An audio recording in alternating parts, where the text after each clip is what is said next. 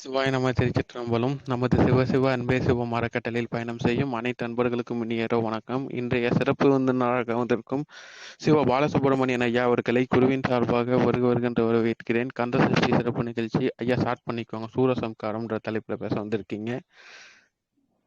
நன்றிங்க ஐயா, ஸ்டார்ட் பண்ணிக்கலாம். அன்புக்குரிய ஆன்மீக பெருமக்களே, சிவசிவ அன்பே சிவம் டெலிகிராம் சேனலின் அன்பர்களே, நண்பர்களே, நிர்வாகிகளே, உங்கள் அனைவரையும் முதற்கண் வணங்கி, சஷ்டி திருநாள் நடந்து கொண்டிருக்கிறது. நாளைய தினம் சூரசம்காரம் நடக்க இருக்கிறது. அந்த நல்ல நாளிலே சூரசம்காரத்தை பற்றி பேச வேண்டும் என்று ஆசைப்பட்டு இன்று அந்த தலைப்பை எடுத்து பேசுகின்றேன். சூரசம்காரம் என்றால் என்ன? இதிலே சூரன் என்று நம்மால் குறிப்பிடப்படும் சூரபத்மன் இவன் யார்? சூரபத்மன் சிறந்த சிவபக்தன். அது மட்டுமல்ல, காசியப்ப முனிவருக்கும் மாயை என்கின்ற பெண்ணுக்கும் பிறந்த ஒரு சிறந்த சிவபக்தன் சூரபத்மன். அவனோடு சேர்ந்து சிங்கமுகன், தாரகாசூரன் ஆக 3 ஆண்களும் அஜமுகி என்ற ஒரு பெண்ணும் பிறந்தார்கள்.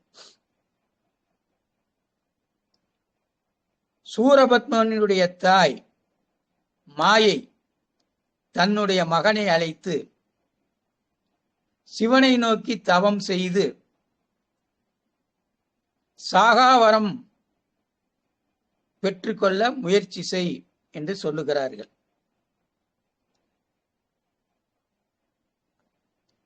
சூரபத்மனும் தவம் செய்கிறான்.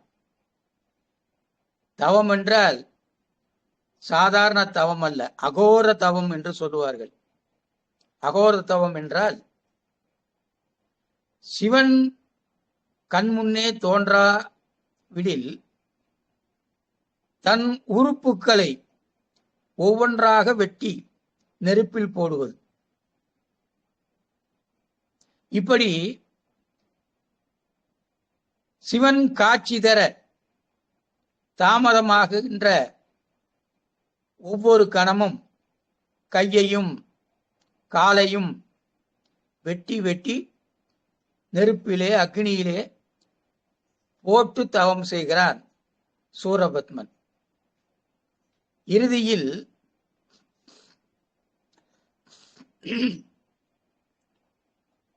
தலையை வெட்ட முயற்சிக்கும் பொழுது அதற்கு மேல் தாங்க முடியாமல் சிவபெருமான் முன் தோன்றி உனக்கு என்ன வரம் வேண்டும் என்று கேட்கிறார்.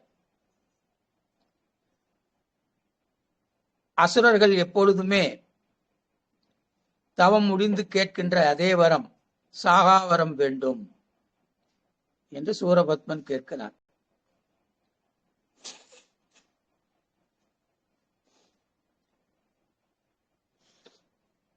இந்த மண்ணில் பிறப்பெடுத்து விட்டால்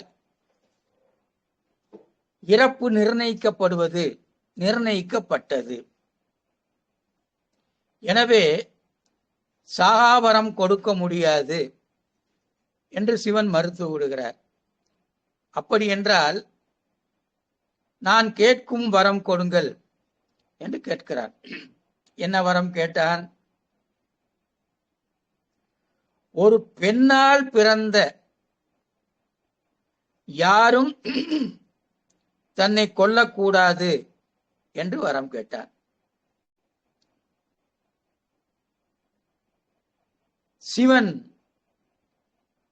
அதற்கு ஒத்துக்கொள்கிறார். எப்பொழுதுமே சிவபெருமான் அன்பு வயப்படுபவர். பக்தர்கள் தன்னை வருத்தி கொள்ளும் போது தன்னைத்தானே வருத்தி கொள்ளக்கூடிய பக்குவம் உள்ளவர் சிவபெருமான். அன்பு. ஆகவேதான் அன்பே சிவம் என்று சொன்னார்கள். கொடுக்கலாமா கொடுக்க கூடாதா என்றெல்லாம் நினைக்க மாட்டார். தவம் செய்து பக்தன் கேட்டு விட்டான், கொடுத்து விடுவோம் என்று கொடுத்து விட்டார். சிவபெருமான் எப்பொழுதுமே நான் சொன்னது போல் அன்பு வயப்பட்டவர். அன்பு வயப்பட்டவர்கள் எப்பொழுதும் உணர்ச்சி வயப்பட்டவர்களாக இருப்பார்கள். எப்படி? மாணிக்கவாசகம் பெருமான் சொல்லுவார், அன்பினில் விளைந்த ஆரமுதே என்று சொல்லுவார். அன்புல பூத்த மலர் ஆறு அமுது என்று சிவபெருமானை சொல்லுவார். சிவபெருமானை அடைய, அவன் அருளை பெற அன்பு மட்டுமே போதும். அப்படி ஒரு வரத்தை கொடுத்து விடுகிறார். ஏற்கனவே பலருக்கு இப்படி வரம் கொடுத்து சிரமப்பட்டிருக்கிறார். எனினும் பக்தர்கள் கேட்டுவிட்டால் அது பின்விளைவுகளை பற்றி சிவன் சிந்திப்பது கிடையாது. அப்படி சிவன் அன்பு வயப்பட்ட காரணத்தினால் சிவபக்தர்கள் தவறு செய்யக்கூடாது என்று சொல்லுவார்கள். காரணம், எந்த அளவுக்கு அன்பு வயப்பட்டவரோ தவறு செய்தால் அந்த அளவுக்கு அவருக்கு தண்டனையும் கொடுப்பார். ஆகவேதான் சிவன் சொத்து குலநாசம் என்று சொல்லுவார்கள். ஆதியும் இல்லை, அந்தமும் இல்லை. சிவன் தாய்க்கும் தந்தைக்கும் பிறக்காதவர். அப்படி இருக்கும் பொழுது அவருக்கு சக்தி பெரியது. இதிலே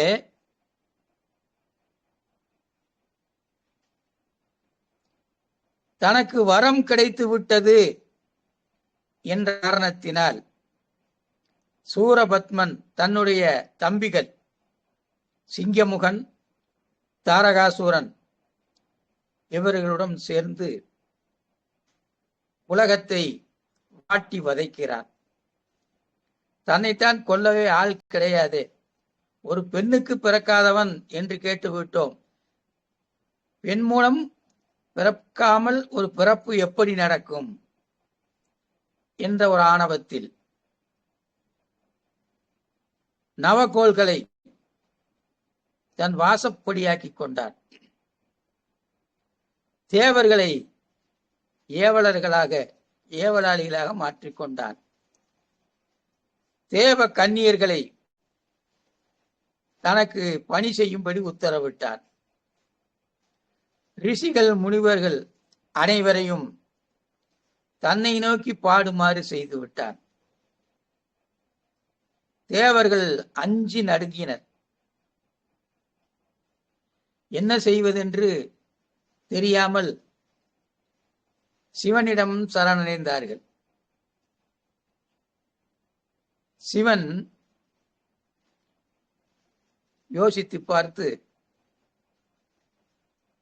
அவனுக்கு தான் கொடுத்த வரத்தையும் நினைத்து தன்னுடைய நெற்றிக் கண்ணிலிருந்து ஒரு குழந்தையை பிறப்பித்தார்.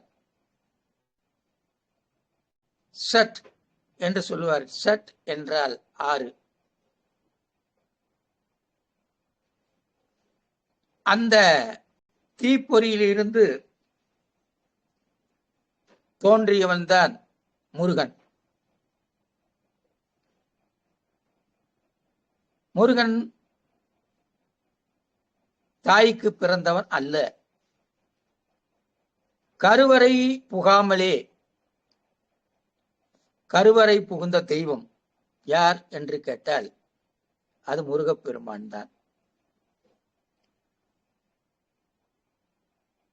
இவனுடைய ஆணவம் அதிகமாகி இவனுடைய தொந்தரவுகள் மிகவும் அதிகமாகவும் இனி பொறுப்பதற்கில்லை என்று சிவபெருமான் சூரனை வதம் செய்ய அனுப்புகிறார். அப்பொழுது தன்னுடைய சக்தியெல்லாம் ஒன்று திரட்டி ஆதிபராசக்தி வெற்றி வேலை சக்தி வேலை தந்து ஜெயம் உண்டாகட்டும் என்று சொல்லி வழி அனுப்புகிறார். அவருக்கு உறுதுணையாக வீரபாகுத்தேவர் முதலிய சேனைகளையும் அனுப்பி வைக்கிறார். சிவனின் நெற்றிக்கண்ணில் இருந்து பிறந்தவன் அல்லவா, ஞானத்தின் வடிவம். அவன் போய் திருச்செந்தூரிலே கடற்கரையிலே நின்று கொண்டு முதலிலே போருக்கு முன் தூது செல்ல வேண்டும் என்று சொல்வார்கள். முருகப்பெருமான் வீரபாகுவை தூது அனுப்புகிறார். வீரபாகு சென்று வந்திருப்பவன் சிவனின் அம்சம். ஆகவே முருகனை உன்னால் வெல்ல முடியாது, எனவே சரணடைந்து விடு என்று சூரபத்மனிடம் கேட்கிறார். ஆனால் சூரபத்மன் மறுத்து விடுகிறார். யாராக இருந்தால் என்ன, சிவனாய் ஆனாலும் என்ன, நான் போரிட்டுத்தான் தீர்வேன் என்று சொல்லி முதலிலே தன் தம்பி சிங்கமுகனை அனுப்புகிறார். சிங்கமுகன் முருகனுடைய கைவேல் அந்த வேலினால் இறந்து விடுகிறான். அடுத்து தாரகாசூரனை அனுப்பி வைக்கிறார். அவனும் முருகனுடைய வேல்பட்டு இறந்து விடுகிறான். இறுதியில் தானே செல்கிறான். இந்த இடத்திலே ஒன்றை நாம் நினைக்க வேண்டும். கிட்டத்தட்ட சூரபத்மன் வரலாறும் ராவணனுடைய வரலாறும் கிட்டத்தட்ட ஒன்று போல் இருக்கும். இரண்டு பேருமே தெய்வ அவதாரங்களால் ஆட்கொள்ளப்பட்டவர்கள். சூரபத்மனும் அப்படியே, ராவணனும் அப்படியே. சூரபத்மன் சிவனின் அவதாரமாக தோன்றிய முருக அவதாரத்தால் ஆட்கொள்ளப்பட்டார். ராவணன் ராமாவதாரத்தால் ஆட்கொள்ளப்பட்டார். இரண்டு பேருமே அந்தந்த நாயகர்களால் ஒரு நாள் அவகாசம் கொடுக்கப்படுகிறார்கள். இன்று போய் நாளை வா என்று ராமனும் ராவணனுக்கு கொடுக்கிறார். இங்கே முருகனும் சூரபத்மனுக்கு கொடுக்கிறார். எதற்காக என்றால், யாராக இருந்தாலும் உணர்ச்சி வசப்பட்டு தவறு செய்யும் பொழுது அவர்களுக்கு சிறிது கால அவகாசம் கொடுத்தால் அவர்கள் சிந்தித்து திருந்துவதற்கு ஒரு வாய்ப்பு கொடுத்தால் அவர்கள் திருந்துவதற்கு வழி உண்டு என்று தெய்வங்கள் நினைக்கும். இதிலே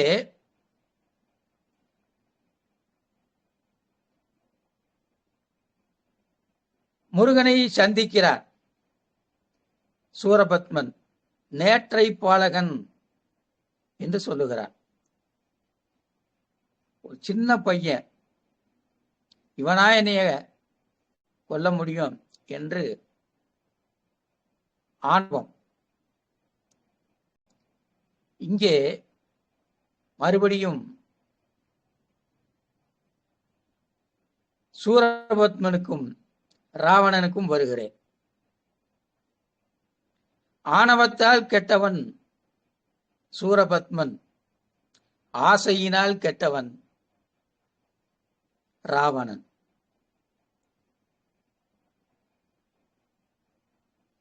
அங்கே திருமால் அவதாரம் ராமன் ராவணனை ஆட்கொண்டான். இங்கே சிவனின் அவதாரம் முருகன் சூரபத்மனை ஆட்கொண்டான்.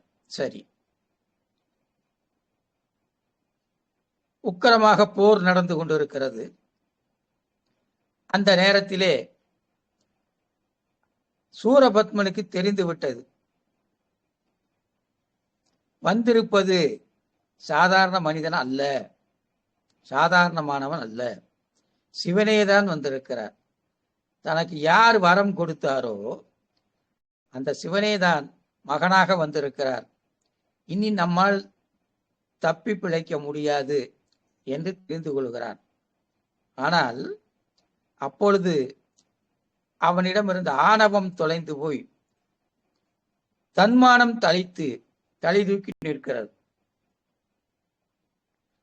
ஆனதாகட்டும்,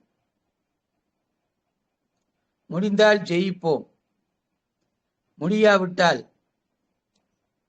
முருகன் கையால் இறப்போம்.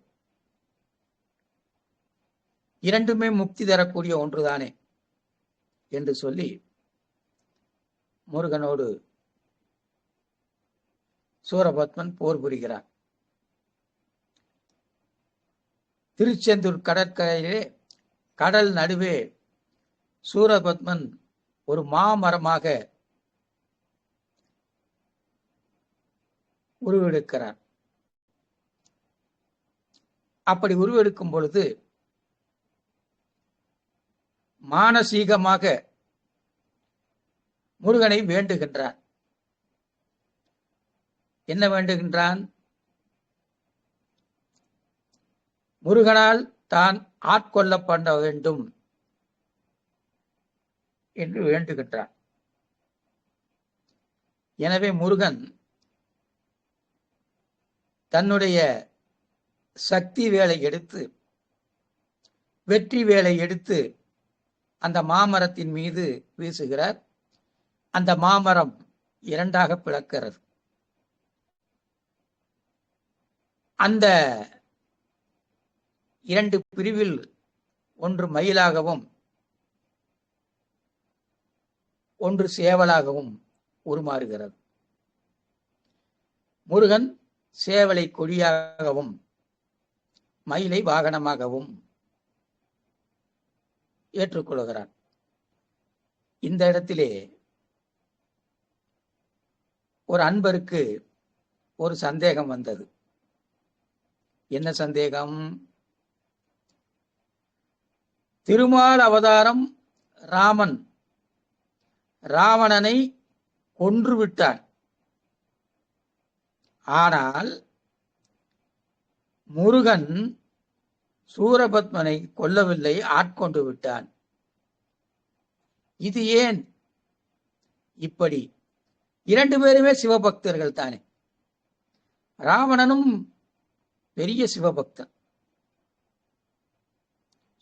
சூரபத்மனும் மிகப்பெரிய சிவபக்தன். இரண்டு பேரும் சிவபக்தர்கள் தானே. அப்படி இருக்கும் பொழுது ராமன் அவரை கொன்று விட்டான், வதம் செய்து விட்டான். ராவண வதம் அது. இது சம்ஹாரம், சூர சம்ஹாரம் என்றால் அது ஏன் என்று ஒரு நண்பர் என்னை கேட்டார். காரணம், சூரபத்மன் ஆணவத்தால் உலகில் தான் தான் பெரியவன் என்ற அகம்பாவத்தால் போருக்கு வந்தவன். ராவணன் பெண்ணாசையினால் போருக்கு வந்தவன். உலகத்திலே ஆணவத்திற்கு கூட அதை மன்னிக்க தகுந்த குற்றமாக பார்க்கப்படுகிறது. ஆனால் பிறர் மனை நோக்கிய அடுத்தவர் மனை மீது ஆசை வைக்கின்ற பாவம் மன்னிக்கப்படாத குற்றமாகவே இருக்கிறது. ஆகவேதான் ராவணனை ராமர் அழித்தான். ஆனால் சூரபத்மனை முருகன் அழிக்கவில்லை. சேவலாகவும் மயிலாகவும் தன்னோடு இருத்தி வைத்துக் கொண்டார். இதுதான் சூரசம்ஹாரம். வருடம் வருடம் திருச்செந்தூரிலே இந்த விழா சிறப்பாக நடக்கும். இதிலே இந்து மதத்திலே, இந்து புராணங்களிலே சொல்கின்ற கதை எதுவாக இருந்தாலும் அதில் ஒரு நீதி இருக்கும். நாம் அந்த நீதியை புறம் தள்ளிவிட்டு கதையை மட்டுமே கேட்கிறோம். திருச்செந்தூரிலே நாளை சூரசம்ஹாரம் நடைபெற இருக்கிறது என்று சொன்னால், சூரன் நாளை வருவானா? அல்ல. இங்கே சூரன் என்பவன் யார்? நமக்குள் இருக்கின்ற தீய சக்திகள்,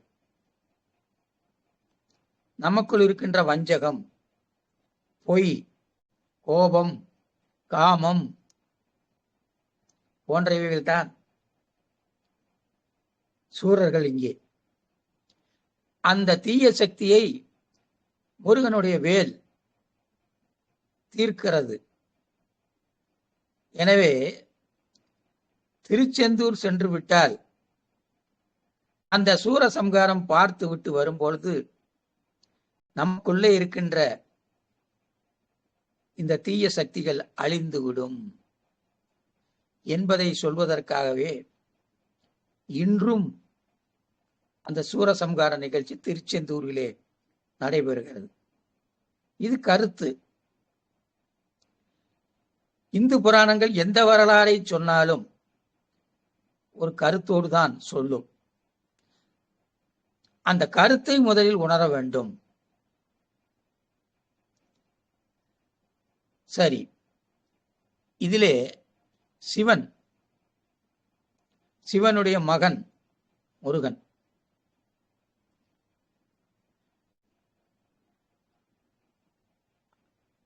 இவன் சூரபத்மன் ஆணவத்தால் அழிந்தான், ஆட்கொள்ளப்பட்டான். அழிந்தான் என்று சொல்வதை விட ஆட்கொள்ளப்பட்டான் என்று சொல்ல வேண்டும். இங்கே சிவனும் ஒன்றுதான், முருகனும் ஒன்றுதான். சிவனின் வடிவம் தானே முருகன்.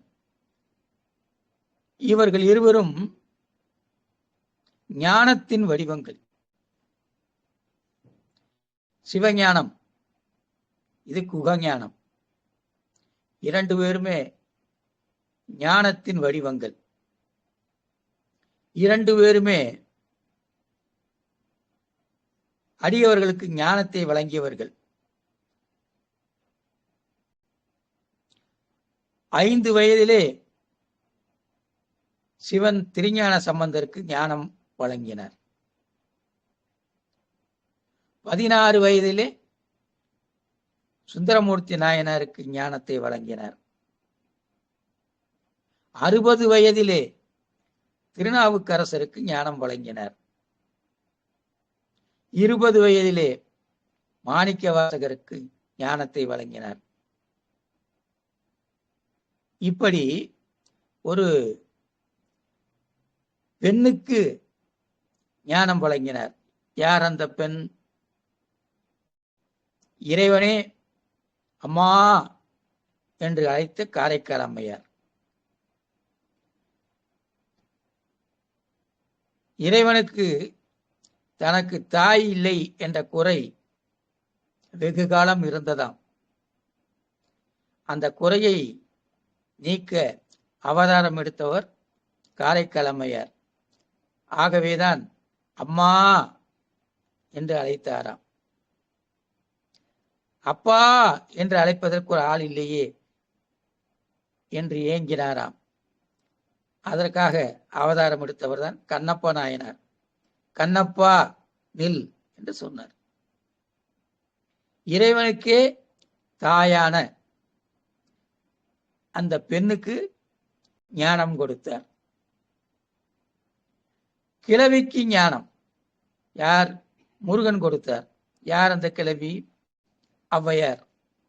சுட்ட பலம் வேண்டுமா, சுடாத பலம் வேண்டுமா என்று ஔவை கிழவிக்கு முருகன் ஞானம் கொடுத்தார்.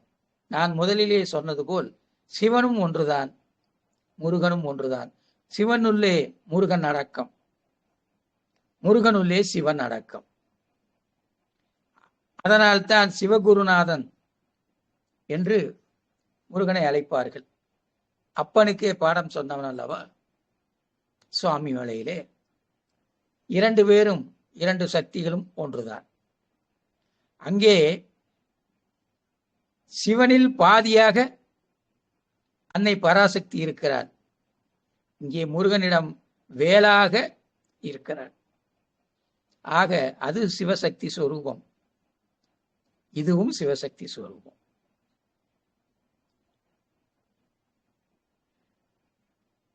திருவண்ணாமலையிலே ஒரு இளைஞன் பருவத்திலே இருந்த அருணகிரிநாதருக்கு முருகன் ஞானத்தை கொடுத்தார். மரணத்தின் விளிம்பில். நான் முருகனுக்கு கோயிலுக்கு போய்கிட்டே இருக்கேன், அவனை கும்பிட்டுக்கிட்டே இருக்கேன், முருகன் பார்க்கவே மாட்டேங்கிறான் என்று நம்மில் பலர் சங்கடப்படுவதுண்டு. ஆனால் நம்மை காக்க வேண்டும் என்று முருகன் நினைத்து விட்டால் எந்த நேரத்தில் எப்படியும் வருவான். இங்கே அருணகிரிநாத பெருமானுக்கு மரண தருவாயில் அருள் கொடுத்தார். அவரை ஆட்கொண்டு கோபுரத்திலிருந்து கீழே குதித்தவரை கையால் தாங்கி நாவில் வேல் கொண்டு எழுதினார். வேல் கொண்டு எழுதி என்னை பற்றி பாடு என்று சொன்னார். உன்னை பற்றி என்ன பாட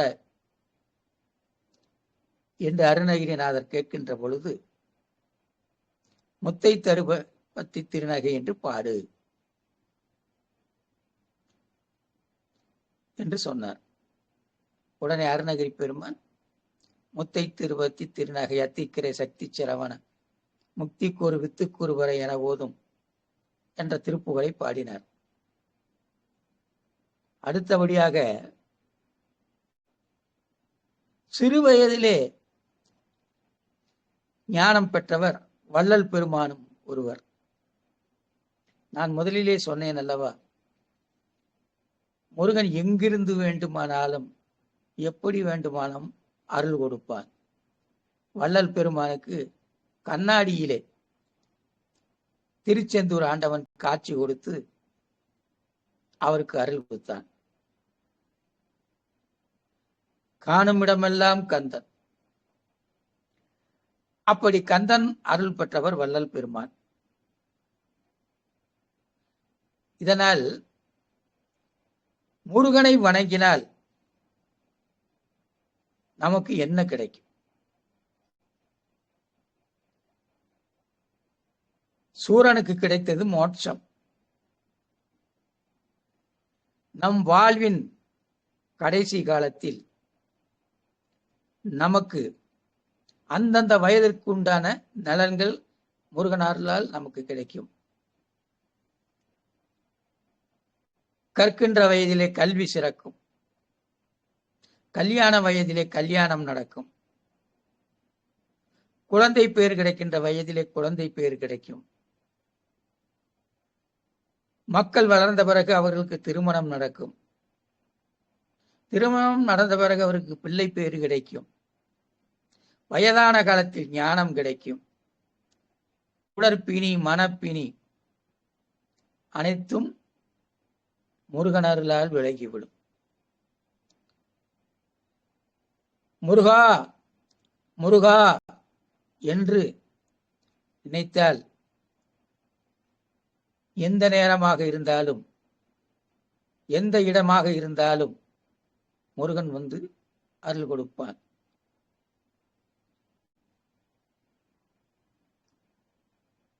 மாணிக்கவாசக பெருமான் சிவனை அன்பில் விளைந்த ஆரமுதே என்று பாடினார். அப்பர் பெருமான்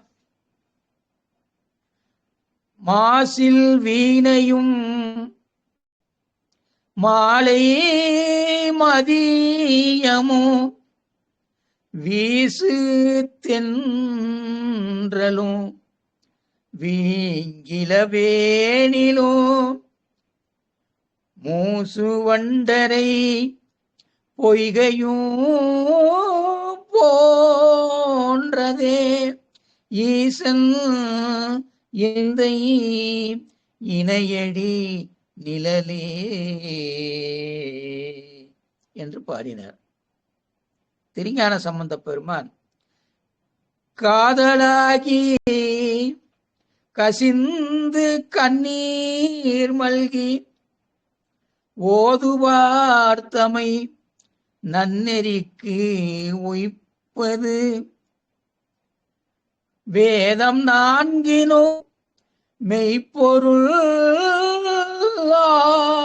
ஆவது நாதன் நாமம் நம சிவாயவே.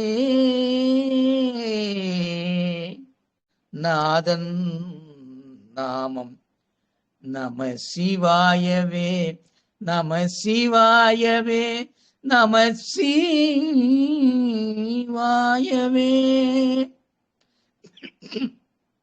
என்று பாடினார்.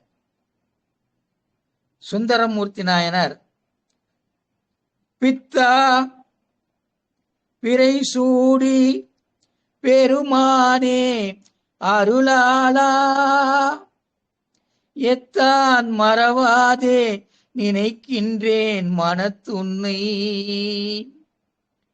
வைத்தாய் பெண்ணை தென்பால் வெண்ணை நல்லூர் அருள் துறையுள் அத்தானுக்கு ஆளாயினி அல்லேன் எனலாமே.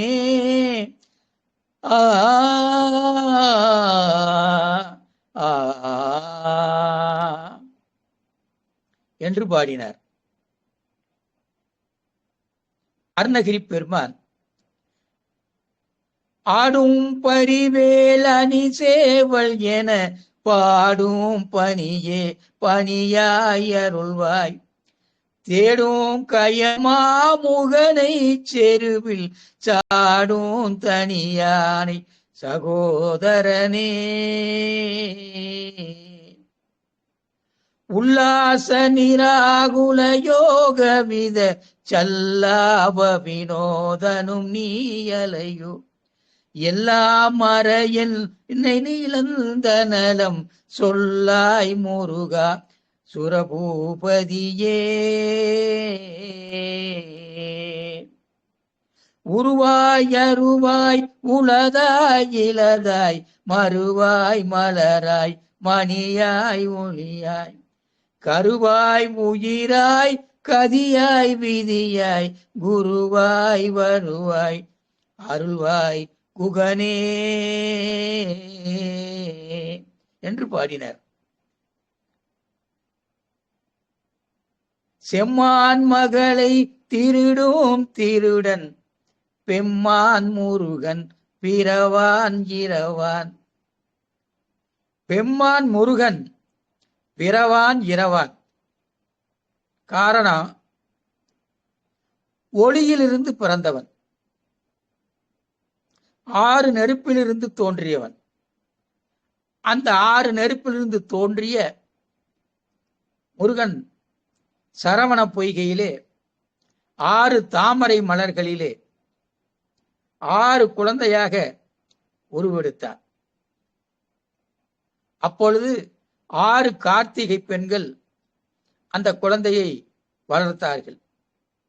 அன்னை பராசக்தி அந்த 6 குழந்தையையும் அணைத்து 6 முகமும் 12 கரங்களும் 2 கால்களும் உள்ள ஒரு குழந்தையாக முருகனை மாற்றினார். கந்தன் என்று சொன்னால் ஒன்றிணைந்தவன் என்று பொருள். அனைத்து சக்திகளும் இந்த கந்தன் என்று சொன்னால் அதிலே சேரும். ஆகவேதான் கந்தர் அலங்காரம், கந்தர் அனுபூதி, கந்த புராணம், இப்படி கந்தன் என்ற பெயரிலே கந்த சஷ்டி கவசம் என்று எல்லாம் கந்தன் என்ற பெயரிலே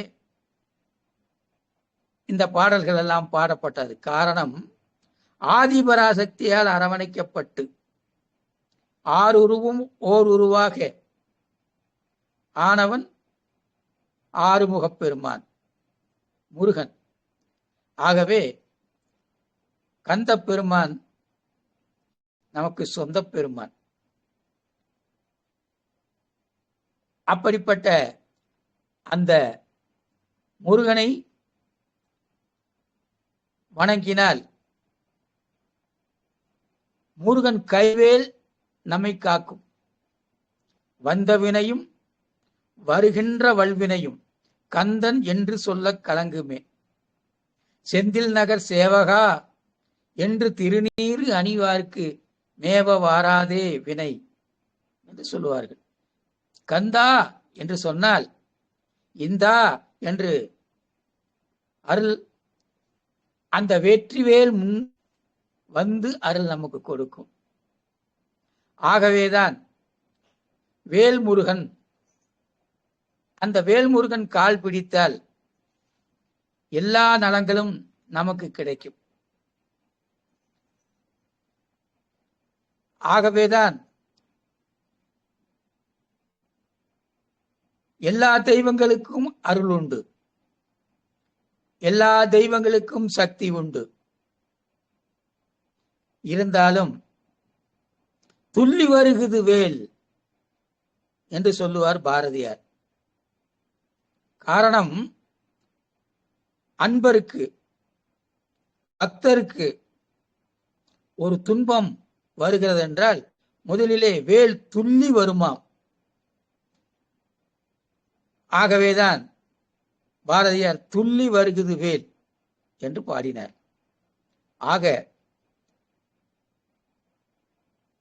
இந்த நிகழ்ச்சியை கேட்டுக்கொண்டிருக்கின்ற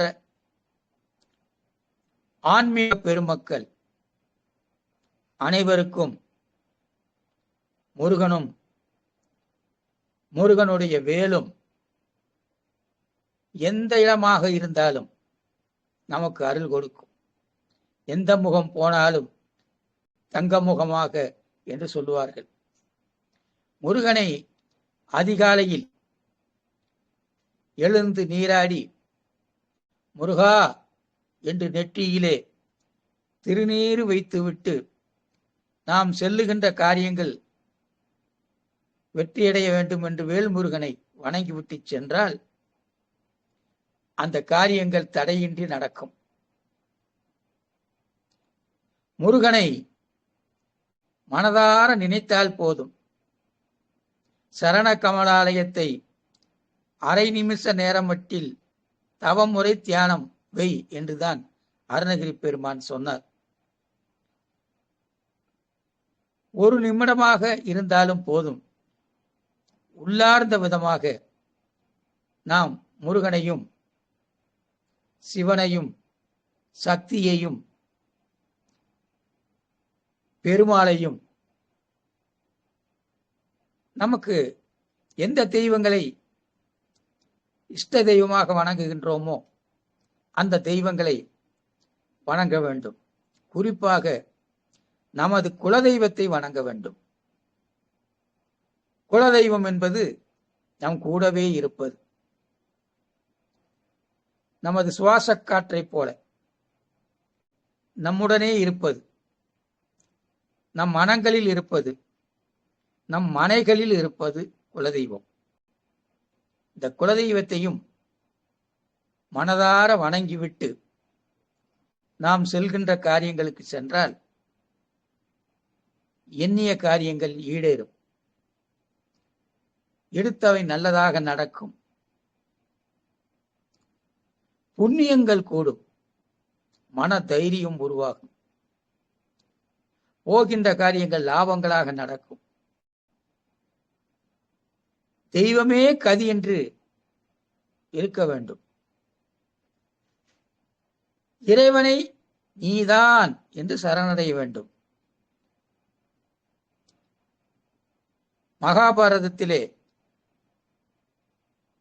இனி எனக்கு யாரும் துணை கிடையாது என்று பாஞ்சாலி இரு கரங்களையும் தூக்கி கண்ணா என்று அழைத்த பிறகுதான்